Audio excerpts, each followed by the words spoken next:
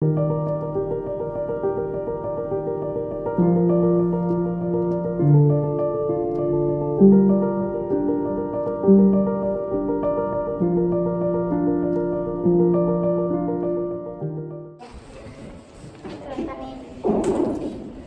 siellä minun tilillä nyt, onko se täsmääkö se summa siellä, onko 523 markkaa?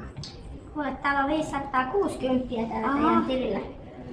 Kuinka paljon te nostatte? No jos minä ottaisin vaikka 50 seteleinä 200. No kyllä se onnistuu. Oletteko te harkinnut kuukausi pankkikorttia, kun se on tätä nykyaikaa? Tämä pankkikirja rupeaa olemaan vähän vanha-aikainen. Katsoppa, tässä on esite siitä pankkikortista. Aha. Maksaa 8 markkaa kuukaudessa pankkikortin pitäminen. No onko se sitten ihan pakollinen?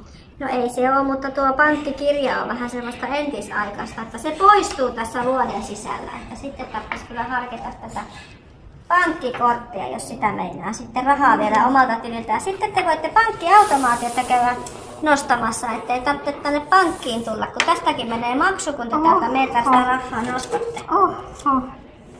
Kylläpä maailma muuttuu.